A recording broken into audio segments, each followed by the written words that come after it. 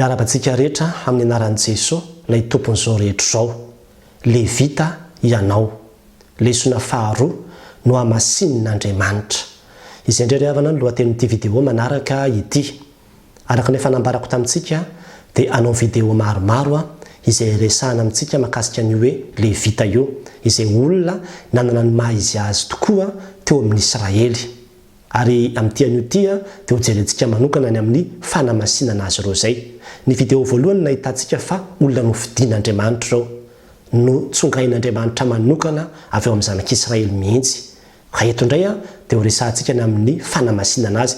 Raha mijerentsika zao ny numéro 9 dia miresaka io ny amin'ny fanadiovana ny Levita, ny consécration andry zareo, ny fanamasinana azy zany.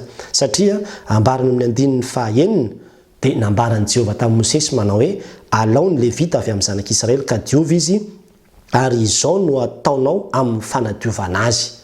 Zany hoe diovina. Dia izao natao izy voalohany fa fahazorany fanadiovana izy. Dia ilay hoe fanadiovana misy hoe 4 kely. Dia rehefa jerevanao ery ambany ery dia misy hoe rano fanafahana ota. Zany hoe tena diovina, ho hafa keloka mihitsy zany reto Levita ireto. Ary ao anatin'izay ny fanadiovana mihitsy aloha ny vatany, ny akanjony. Dia mbola nitony eo koa mba manao hoe asofo maka vatotr'ombalahy iray izy mba amin'ny fanatitra hohanina fombany, dia koba tsara toto voary diloilo, ary vatotr'ombalahy iray koa no alainao ho fanatitra noho ny ota. Ny fomba anafahana manadio andreo tsy vitany hoe fisasana ivelany fotsiny, na hoe aratana fotsiny volo, satria izay koa nambarany teo, fa mbola misy akoatran'izay koa maka vatotr'ombalahy dia atao fanatitra. Alaindreo Levita reo zany ny tanandry zareo dia apetany eo amin'io ilay vatotr'ombalahy io. Dikan'izay zany dia hoe afindrany amin'iny ny fahotany. Dia avy eo vonoiny iny, dia alatsaka ny rahany iny, atao sorony iny. Dia izay no sorona fanafahana ny fahotanindreo Levita reo. Rehefa vita zany zay dia no hamasinina zany ireo olona reo. Afaka manatanteraka ny asa fanompona amin'izay, satria Andriamanitra ravana dia Andriamanitra masina. Ka ny olona izay manantona azy dia tsy maintsy no hamasinina vao afaka manantona azy, fa tsy afaka hoe anantona azy amin'ny fahotana fotsiny, satria tsy afaka anantona an'Andriamanitra mihitsy zany ota izany, fa masina izy. Dia izay no mahatonga ny olona izay fidian'Andriamanitra dia automatika ihany koa zany, raha izay nahazoantsika azy hamasinina, satria raha nofidiny nefa tsy ho hamasinina dia inona koa ny dikan'izany. Ary zany mihitsy no mahatonga ny tenin'Andriamanitra ny Romana 9:20 ilaza manao hoe izay nantsoina izy no nofidiny koa, ary izay nofidiny no hamarininy. Zany hoe no hamarininy ihany, no hamasininy ihany koa ny dikan'izany, ary izay no hamarininy izy no omeny voninahitra koa. Zay zany ilay izy. Ny Levita zany dia no hamasin'Andriamanitra mba ahafahan'izy ireo manatanteraka ilay asan'Andriamanitra mihitsy. Ary io ny fanamasinana azy, misy raha alatsaka ao, dia mila manaiky an'izay zareo, dia avy eo madio masina. Ary rehefa jerevanao io fanamasinan'Andriamanitra ny Levita io dia mahagaga. Eo amin'ny 7:70 dia ambarany eo mihitsy manao hoe tamin'ny andro namelezako ny voalohany teraka rehetra tany amin'ny tany Egipta no nanamasinako azy ho aho. Zany hoe ny fanamasinan'Andriamanitra andreo dia efa hatramin'ny ela mihitsy, efa hatramin'ny ela, efa hatrany amin'ny tany Egipta ozy izy no efa nanamasinako andreo ho aho. Ary tena marina zany dravana, satria efa nambara tamintsika fa isika izao kristianina izay mandraiky an'i Jesosy ho tompo sy mpamonjy ny fiainantsika no Levita amin'izao andro ankehitriny izao. Raha mijerentsika ny Petera 2:2-5 dia mahitantsika ilay hoe ianareo kosa dia fanjakam-pisorona ozy izy, taranaka voavidy, firenena masina. Zany hoe itsika koa zany dia firenena masina no hamasinan'Andriamanitra, ary olona no fidian'Andriamanitra. Io fifidianan'Andriamanitra io dia miaraka mandrakariva amin'ny fanamasinan'Andriamanitra eo ry havana. Zay dia tsara ho fantatsika izay.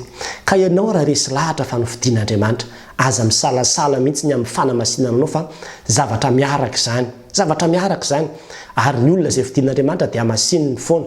Ary ahoana ny fomba ahafahan'Andriamanitra manamasina antsika amin'izao andro ankehitriny izao? Ny ranony zanany izay nalatsaka teo ambony azy fijaliana no mitondra ny famelan-keloka sy ny fanadiovana antsika. Io ilay ambarany hoe rano fanadiovana ota, ilay ranon'i Jesosy Kristy zany. Ny anjarantsika zany zao tsy mitondra vatotr'ombalahy intsony isika, na hitondra n'izao karazany biby samihafa zao ho atao sorona, fa Jesosy Kristy le efa zanak'Andriamanitra manaisotra ny fahotany zao tontolo zao no sorona indray mandeha nalatsaka teo ambony azy fijaliana dia manaiky fotsiny ianao hoe manaiky fa nentin' Jesosy teo ambony azy fijaliana ny fahotako dia ny fanekenao an'izay no midika fa no hamasinin'Andriamanitra ianao. Ny fanamasinana ny olona ry havana dia tsy avy amin'ny ezaka izay atao intsony, tsy hoe andeha aratako daholo ny vatako na dioviko ny vatako na ataoko an'izao na anao akanjo be ohatran'izao na anao fomba fiteny ohatran'izao efa vokatry ny fahamasinana izany, fa tsy izany akory ny fepetra azahoana fahamasinana. Fa ny fanamasinan'Andriamanitra antsika dia tsisy afa-tsy tao amin'ny Jesosy Kristy zanan'indrery ihany. Ka rehefa manantona ny Jesosy ianao, manaiky ny Jesosy ianao, manaiky ny avitra nataony teo ambony azy, manaiky hodioviny rano ianao, manaiky hitoerana ianao dia hitoeran'ilay fanahy masina ianao, dia amin'izay fotoan'izay ianao no olo-masina. Ka nahatonga n'ilay tenin'Andriamanitra vakitika teo manao hoe ianareo kosa taranaka voafidy, fanjakam-pisorona, firenena masina hozy izy. Ianao dia olo-masina. Ny fahafantaranao ny mahalevitanao no mahatonga anao mino manao hoe olo-masina, ary izay finoantsika maha olo-masina antsika izay no mahatonga antsika afaka hanantona an'Andriamanitra. Afaka hanantona an'Andriamanitra amin'izay tsika satria efa misy ilay ran'i Jesosy Kristy zany nekenao hanavitra anao dia manantona an'Andriamanitra zay no tsy noho ny ezaka ataontsika ny ahafahantsika manantona an'Andriamanitra fa noho ny asa-pamonjena izay nataon'i Kristy teo ambony azy fijaliana ho antsika. Ny fanontaniana mipetraka ara dia izao hoe ny fahafantarantsika an'izany dia mitarika antsika hanaiky hoe tompo diovy aho. Sitrak'Andriamanitra mihitsy zany ny hanamasina antsika. Indraindray tsika rehefa ohatra hoe atsoin'Andriamanitra na hanao ny asa na hanaraka azy dia lasa ataontsika sakana foana ny fahotantsika tamin'ny lasa. Hoe zaho ra-mpanota be, inona tsy efa nataoko? Zaho rehefa nigagan'ny olona mihitsy ny faharatsiko sy ny fahadalako teto amin'ity tanàna ity, fantatry ny fianakaviana rehetra ka izaho ve mba ho antsoin'Andriamanitra? Eny tompoko. Ianao mihitsy satria tadidio tsara fa Andriamanitra rehefa miantso dia manana ny fitaovana ahafahana manadio anao izy, ary fanadiovana fomba tsotra vetivety ny an'Andriamanitra. Tsy mila processus lava be zany fa ny finoanao amin'ity an'io ty fotsiny hoe fafazo, fafazana rano madio na roso dia mba hadio dia tompo omeo ary ny ranao, diovy amin'ny ranao ary manaiky ary dia rehefa vita izay dia tena voadio an'Andriamanitra ianao, voavoatra ianao. Isan'andro tsika dia mila manaiky mandrakariva ny ran'i Jesosy Kristy io hanadio antsika amin'ny fahotana izay vita antsika, ary ny rano teo ambony azy fijaliana no mahatonga antsika manana fihavanana amin'Andriamanitra amin'izay dia afaka miasa manompo azy. Satria efa nambarako tamin'ny vidéo voalohany fa ny Levita roa ihany teo amin'ny Israely no nomena an'izany hoe fahafahana manantona an'Andriamanitra zany, fahafahana midera manao ny asa zany ny antom-pisinindreo mihitsy. Ka dia itsika koa amin'izao fotoana izao efa manana an'izany fahafahana manantona an'Andriamanitra izany tsika, afaka midera azy sika, afaka manakaiky azy sika saingy izao hoe diovy ny tenanao. Raha misy ny karazam-paharatsiana sy fahotana samihafa izay mbola mamatipatotra antsika dia izao no afatra meteza ho diovin'Andriamanitra any amin'ireny. Ento amin'i Jesosy Kristy fa izy no manafaka antsika amin'ireny. Ento eo aminy mba ho le vonina sy ho potehana eo amin'ny tena ny filan-dratsy rehetra ao anatintsika ao, fa izy no manana ny hery sy ny fahefana ahafahana mamotika an'izany.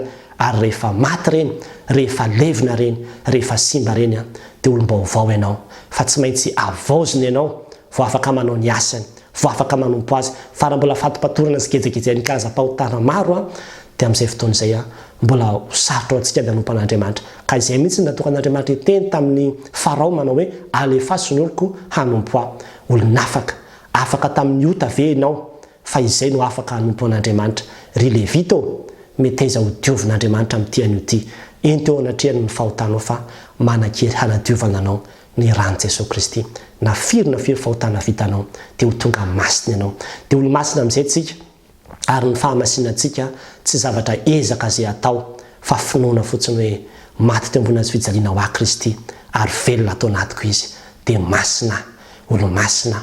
Dia izay tazomy izay fa olo-masina ianao isan'andro. Dia andehanana amin'izay zany ny fahamasinana fa tsy tadiavina intsony, andehanana amin'izay, iainana amin'izay zany ilay fahamasinana. Dia izay amin'izay no hoe satria olo-masina dia tsy hanota.